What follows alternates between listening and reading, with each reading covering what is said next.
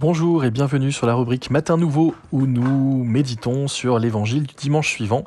Il se trouve que le dimanche suivant, c'est le premier dimanche de l'Avent. Cet évangile, c'est Marc 13, 33 à 37 et j'ai choisi la phrase suivante. S'il arrive à l'improviste, il ne faudrait pas qu'il vous trouve endormi. Vous savez, c'est une des paraboles qui revient très souvent dans l'enseignement de Jésus, la parabole du maître de maison qui revient à l'improviste et qui regarde ce qui se passe. Et évidemment, c'est un peu catastrophique si les serviteurs de la maison sont endormis. Il y a vraiment une thématique de la veille et des veilleurs dans tout l'enseignement biblique, depuis les prophètes, les psaumes, jusqu'à Jésus inclus. Ce thème de la veille, il est extrêmement important et je trouve qu'on n'en parle pas suffisamment. C'est donc l'occasion d'en parler aujourd'hui. Qu'est-ce que veiller ? C'est être attentif tout simplement. Et il y a un véritable risque que les prophètes ont pointé depuis très longtemps et que Jésus reprend à son compte. Un risque de s'endormir, de s'assoupir sur notre situation.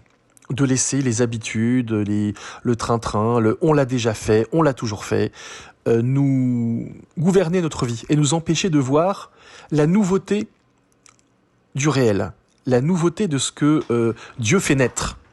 Et en fait, si on y réfléchit bien, l'Esprit Saint, c'est dans la Trinité, c'est vraiment l'intimité du Père et du Fils, et c'est vraiment le jaillissement de la vie. L'inspiration de l'Esprit Saint, c'est pour nous permettre de voir ce qui est en train de se dérouler sous nos yeux et de le voir avec un regard neuf.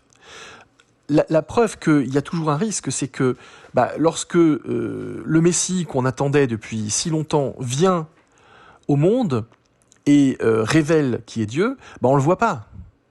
Lorsque Jésus ressuscite et qu'il apparaît à ses disciples, on ne le voit pas.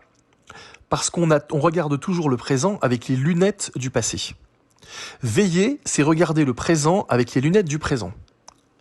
C'est-à-dire sans préjugés, sans précompréhension de ce qui est en train de se passer.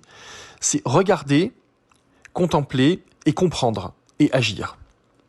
Et être un veilleur, vous voyez, la thématique des veilleurs, elle est très importante, parce qu'on parle des vigiles sur les remparts de Sion, de Jérusalem, qui voient arriver l'ennemi. Si les vigiles somnolent ou s'ils sont en train de regarder les paysages alentours en rêvassant, ils ne voient pas ce qui est en train de se passer. Ils doivent être éveillés pour être pleinement présents à ce qui est en train de se dérouler sous leurs yeux, en particulier les dangers. Parce que c'est là où les veilleurs sont importants, c'est lorsqu'il y a un danger. Et donc, Jésus reprend tout cet enseignement à son compte et nous demande de vivre notre vie comme des veilleurs. Le problème, c'est que on est très très peu souvent éveillés dans notre vie quotidienne. On est très très souvent en train de penser à autre chose, à rêvasser, à mettre des étiquettes sur les gens, sur les situations, et ça nous empêche de vivre l'intensité de ce qui est en train de se dérouler sous nos yeux.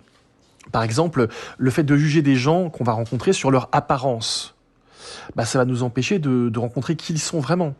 Il y a des études qui ont été faites très très précises sur ces sujets-là, et on va aller moins facilement vers des personnes qui ont un physique, une apparence qui ne correspond pas à nos critères du beau ou à nos critères de ce que peut être notre milieu social, etc. Si le milieu social est trop différent, on ne va pas aller vers ces personnes.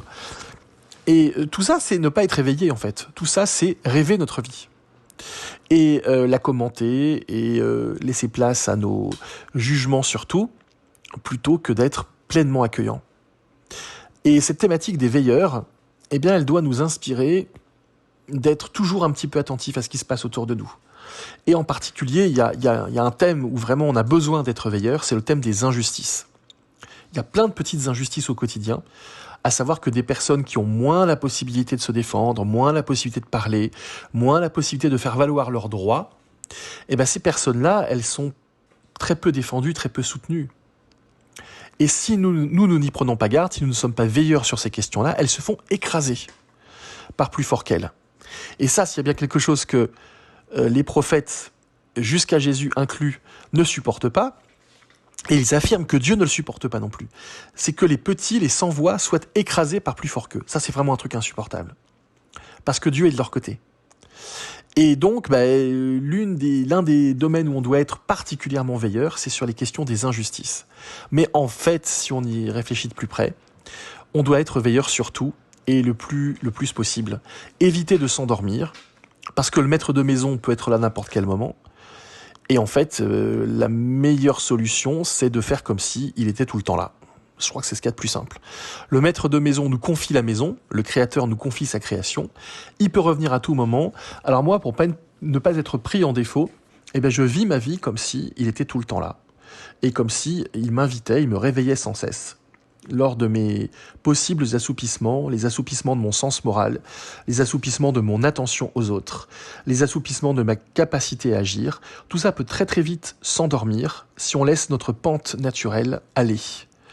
Or, notre pente non naturelle, mais qui est celle vers laquelle on doit aller, c'est la pente ascendante, la pente qui monte vers le ciel.